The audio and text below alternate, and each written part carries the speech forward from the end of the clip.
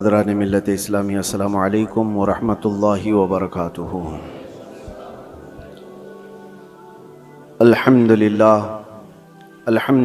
الحنان المنان الذي خلق الانسان وعلمه البیان، والصلاة والسلام على رسوله سید الانس والجان وعلى آلہ واصحابہ ذوی الخیر والاحسان، اما بعد فأعوذ بالله من الشيطان الرجيم، بسم الله الرحمن الرحيم۔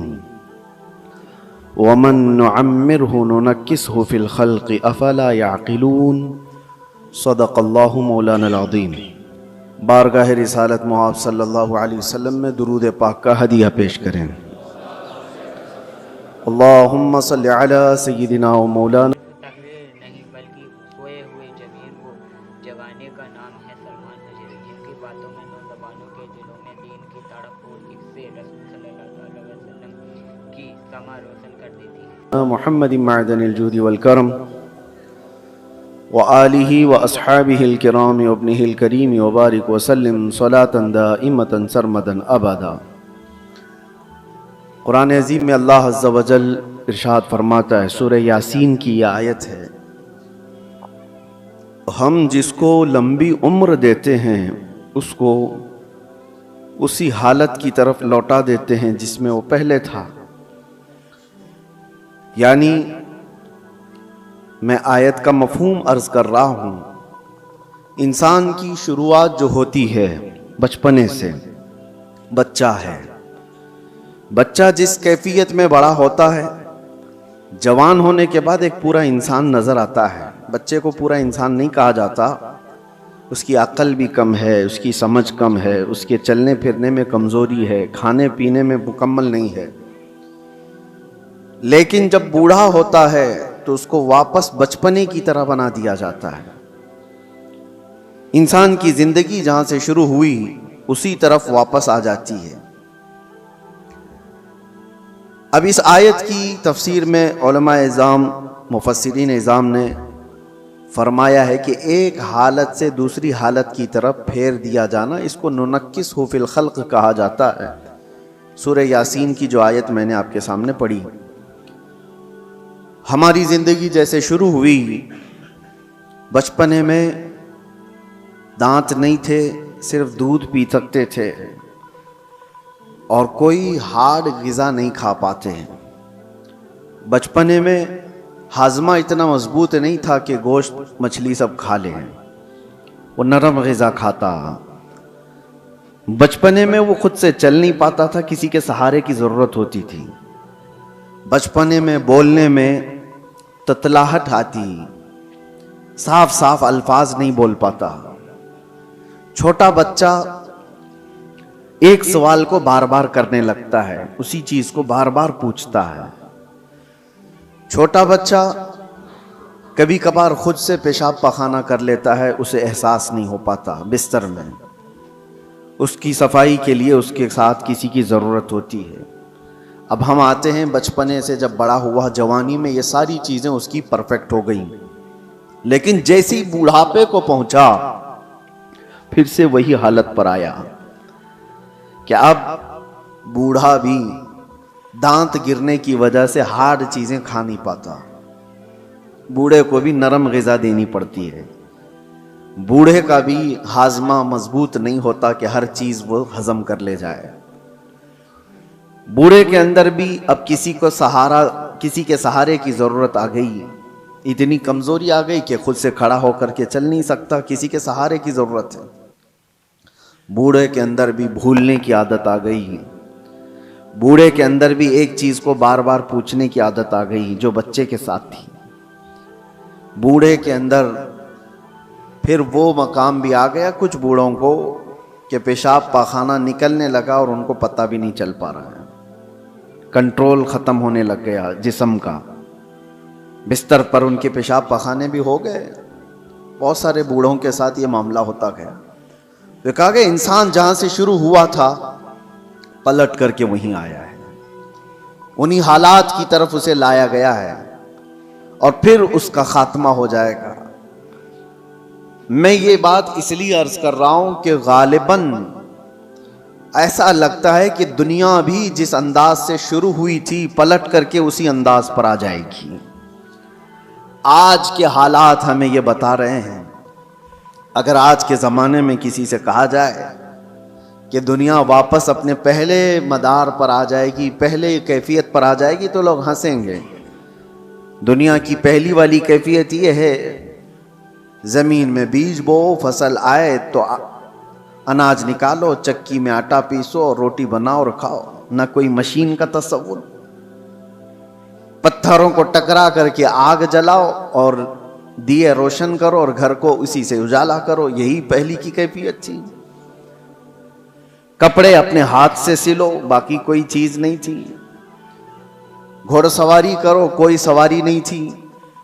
نہ کار, نہ گاڑی, نہ پلین, نہ ٹرین, کوئی چیز نہیں تھی.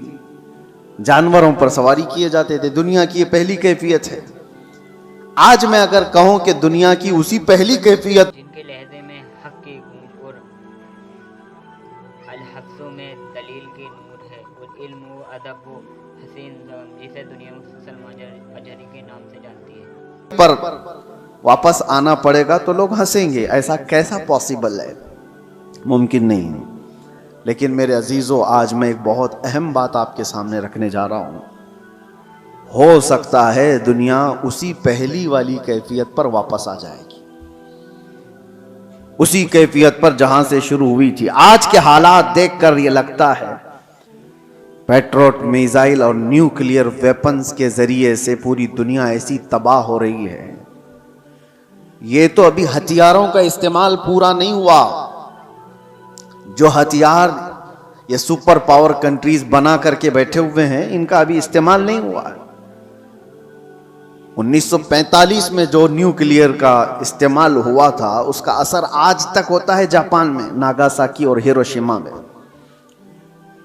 آج سے تقریباً 70 سال پہلے استعمال کی ہوئی چیزوں کا آج بھی اثر ہے.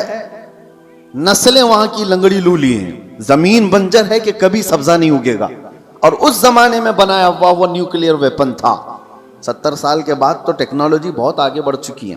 آج کے ان کے پاس جو نیوکلیئر ویپن ہیں, جو دانشور بتاتے ہیں کہ ایک کنٹری ہی جس کے پاس نیوکلیئر, امریکہ ہو یا رشیا ہو, وہ 9 بار دنیا کو تباہ کر سکتے ہیں. پوری دنیا کی بات کر رہا ہوں. اتنے ہتھیار وہ جمع کر کے رکھے ہوئے ہیں. ان کا تو ابھی استعمال نہیں ہے, بڑے بڑے میزائل کا ابھی استعمال نہیں. لیکن میں آپ کو جو بات چھیڑا کہ کیا دنیا واپس اپنے پہلی کیفیت پر آئے گی, میں آپ کو بہت کوئی پیشن گوئی کرنے والا, پریڈکشن کرنے والا, اس انداز میں بھوشمانی کرنے والا اس انداز سے نہیں بتا رہا ہوں. قرائن اور قیاس, آج ایک ہی انرجی پر آپ کی روک لگا دی جائے تو دنیا میں ہماری زندگی ٹھپ پڑ سکتی ہے. آپ کو پتا ہے تیل اور گیس کے معاملات میں آج دنیا جوجھ رہی ہے. صرف یہ انڈینز کا مسئلہ نہیں ہے, تقریباً دنیا کا. اور آپ کو اندازہ ہونا چاہیے یہ جو جنگ چل رہی ہے امریکہ, ایران, اسرائیل کے بیچ میں, سب کو خبر ہے. تقریباً آج انٹرنیٹ سے سب لگے ہوئے ہیں اور خبریں لیتے رہتے ہیں. ایران کے پاس ایک ہرمز اسٹریٹ ہے جس سے سارے شپس گزرتے ہیں. دنیا وہاں سے اپنے تیل اور گیس اور فرٹیلائزر کی کھپت کرتی ہے, لیتی ہے, دیتی ہے. لیکن حیرت کی بات یہ ہے پوری دنیا وہاں سے جو ٹریڈ کرتی ہے وہ صرف 25% ہے, 75% نہیں, 25% وہاں سے تیل دنیا کا آتا ہے. مجھے حیرت اس بات کی ہوتی ہے کہ ایران نے صرف 25% پہ روک لگائی تو ابھی دنیا اس کی حالت یہ ہے. صرف ابھی 20-25% کو روکا گیا ہے, سپلائی چین رک گئی ہے, تو ابھی سے لوگ پینک ہونا شروع ہو چکے ہیں. یہ تو ابھی آپ کو اندازہ نہیں, چند دنوں کے بعد جو حالات آنے والے ہیں اللہ ہی خیر کرے. شاید ہم لوگ لاک ڈاؤن سے بھی بری حالت کی طرف جا سکتے ہیں, اللہ بچائے. یہ تو صرف 25% پر اگر کسی نے روک لگائی ہے تو دنیا پینک ہو رہی ہے. میرے عزیزو وہ وقت آئے گا، میرے آقا صلی اللہ تعالی علیہ وسلم نے جو قیامت کے قریب ہونے والی نشانیاں بیان فرمائی، اس میں سے بڑی نشانیوں میں ایک نشانی یہ بھی ہے کہ قتل اور خون ریزی بہت بڑھ جائے گی، اتنی زیادہ کہ ایک باپ کی اگر 100 اولاد ہیں تو 99 مر جائیں گے اور ایک بچے گا۔ قتل اور حرج اتنا بڑھ جائے گا، مال کی کثرت ہو جائے گی، یہ بھی حدیث پاک میں ہے، جو قیامت کی نشانیاں ہیں اس میں۔ اور یہ جو حالات ہیں، ابھی کسی نے ایک حدیث بھی سوشل میڈیا پر نشر کر کے بہت وائرل کیا تھا، اس پر بھی میں آپ سے گفتگو کروں۔ ایک حدیث ملتی ہے، اذا رأیتم عمود احمر قبل المشرق، جب ایسٹ کی طرف سے، اب یہ تو ایریا پورا مڈل ایسٹ ہی ہے، مشرق کی طرف سے تم آگ کا ستون دیکھو تو حضور فرماتے ہیں فَادَّخِرُوا طَعَامَ سَنَتِكُمْ، تو اپنے ایک سال کا کھانا جمع کر لو۔ اور اس میں حدیث میں یہ بھی کہا گیا ہے اذا رأیتم عمود احمر، عمود نار احمر، ایسا حدیث کے الفاظ ہیں، فی شہر رمضان، حدیث میں یہ ملتا ہے کہ رمضان کے مہینے میں جب مشرق کی طرف تم آگ اگلتی ہوئی دیکھو تو اپنے سال بھر کا کھانا پانی جمع کر لو۔ اب ایک طرح سے اس حدیث پر جو کلام ہے وہ بھی میں عرض کرتا ہوں، اکثر ائمہ اکرام نے اس حدیث کو ضعیف قرار دیا ہے، اور ضعیف احادیث بہت ساری اعمال میں مقبول ہوتی ہیں، لیکن جن ائمہ نے اس کو ذکر کیا، اب اس کی تشریح ہم یہ نہیں کہتے کہ جس آگ کا اور جس ستون کا ذکر آیا ہے وہ یہی جنگ کے متعلق ہے اور یہی ایران سے نکلنے والی آگ کا ہے، یہ ہم یقین کے ساتھ نہیں کہتے، لیکن الفاظ یہ ملتے ہیں کہ مشرق کی سمت سے اگر تم آگ کا مینار دیکھو، یہ میزائل جب اڑتے ہیں تو یہ آگ کا مینار ہی بن جاتے ہیں، آگ کا ستون بن جاتے ہیں۔ بہرحال بہت ساری علامات ایسی ہیں میرے عزیزوں جس سے یہ اندازہ تو ہے کہ یہ آپس میں دنیا کو تباہ کریں۔ میں نے اچھا لگا تو لائک اینڈ سبسکرائب ضرور کریں، اس ویڈیو کو اپنے دوستوں میں شیئر کریں۔ چلیے قرآن پاک کی تلاوت شروع کرتے ہیں۔ اعوذ باللہ من الشیطان الرجیم، بسم اللہ الرحمن الرحیم۔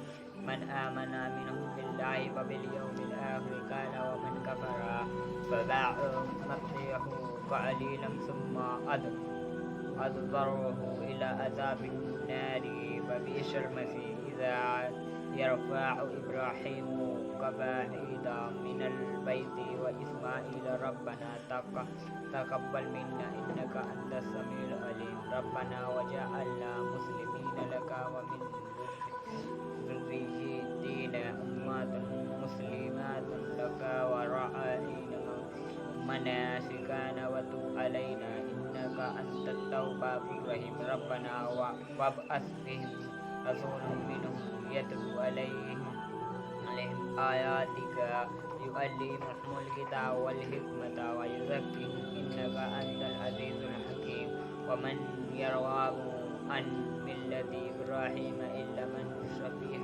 نفسه ولقد اصطفيناه في الدنيا وإنه في الآخرة لمن الصالحين، إذ قال له ربنا أسلم قال أسلمت لرب العالمين، ووصى بها إبراهيم وبنيه ويعقوب يا بني إن الله اصطفى لكم الدين فلا تموتن إلا وأنتم مسلمون، أم كنتم شهداء إذ حضر يعقوب الموت إذ قال لبنيه ما تعبدون من بعدي قالوا نعبد إلهك وإله آبائك إبراهيم وإسماعيل وإسحاق إلها واحد ونحن له مسلمون،